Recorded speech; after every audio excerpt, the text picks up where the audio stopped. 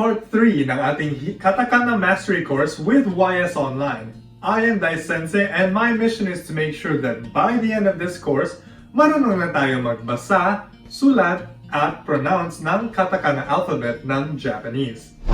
In our previous lessons, pinag-aralan na natin ang Katakana A, Ka, Sa, Ta, Na, and Ha families. So, dapat memorize natin siya, no? Kung kailangan natin ng refresher para dito, check out the links below. For today's lesson, ipagpatuloy natin ang pag-aaral ng Katakana family with the Ma, Ya, Ra, and Wa families. Okay, so start tayo sa Ma family. That's Ma, Mi, Mu, Me, Mo.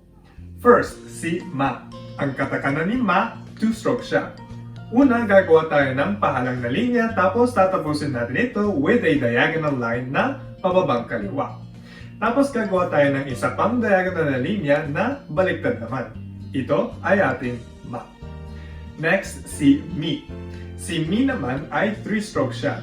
Mag-uumpisa tayo sa upper left, pababa sa ibabang kanan, tapos uulitin natin ito ng 2 pang beses. Madali lang ang katakana ni Mi, no? Si Mu naman, 2-stroke siya. Gagawa tayo ng linya mula sa gitna, pababa, sa ibabang kaliwa, tapos tatapusin natin yung stroke na gumagawa ng isang pahalang na linya pakanan. Last, isang maiksing linya mula sa gitna, pababa sa lower right. So, yun ang ating Mu. Then, we have Me. Si Me, madali lang siya. 2 strokes lang. Una, gagawa tayo ng diagonal na linya na pababang pakaliwa. Tapos, gagawa tayo ng maiksing linya at dadaanan natin yung unang linya sa gitna. Me. Last, para sa Ma family natin ay si Mo. Si Mo naman ay 3-stroke siya. Gagawa tayo ng 2 pahalang na linya sa taas at sa gitna. Tapos, gagawa tayo ng mas diretso na Hiragana character ni Shi. Magkahuwig ang katakana ni Mo at ng Hiragana ni Mo. Hindi lang lumalagpas ang linya sa taas. So, yun ang Ma family natin. Ma, Mi, Mu, Me, Mo. Next naman, ang Ya family.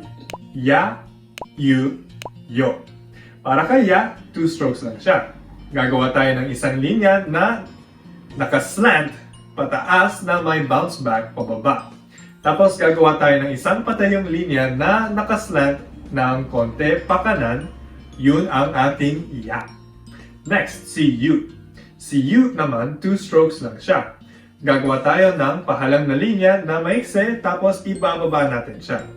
Next, gagawa tayo ng mas mahabang linya na pahalang sa ibaba mula sa kaliwa pakanan.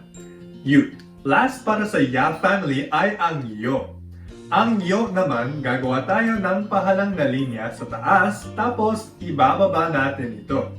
Next, gagawa tayo ng pahalang na linya ulit, banda sa gitna at sa baba. Yun ang ating Yo. Madali lang yung Ya family, no? Ya, Yu, Yo. Okay. Next naman, ang ating Ra family. That is, Da, Di, Lu, Le, Do. Umpisa tayo kay La. Napakadali lang siya, no? 2 strokes lang. Gagawa tayo ng pahalang na linya sa taas, tapos gagawa tayo ng mas mahabang linya sa gitna banda. Tapos, ibababa natin sa ibabang kaliwa. Da. Next, si Di naman. Napakadali lang nito dahil pareho lang siya sa Hiragana Di.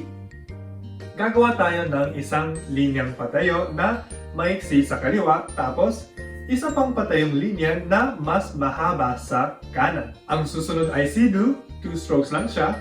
First, gagawin natin ang patayong linya na naka-curve pa kaliwa.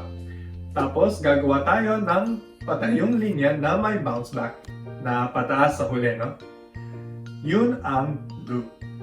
Next, si De. Gagawa tayo ng isang patayong linya tapos may bounce back na patayo sa huli.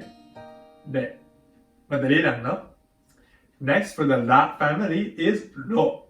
Gagawa tayo ng isang patayong linya sa kaliwa banda. Tapos, gagawa tayo ng pahalang na linya kung saan nagsisimula yung unang stroke. Tapos, ibababa natin siya. Last, isasara natin gamit ang isang pahalang na linya sa baba. Para siyang box, no? So, yun ang ating da family. Da, di, du, de, do. Last naman ay ang ating wa family. Ito ay wa, wo, Si wa naman, napakadali siya. 2 strokes lang siya. Gagawa tayo ng isang patayong linya na maiksi sa kaliwa banda. Tapos, gagawa tayo ng pahalang na linya kung saan sinimulan ang first stroke.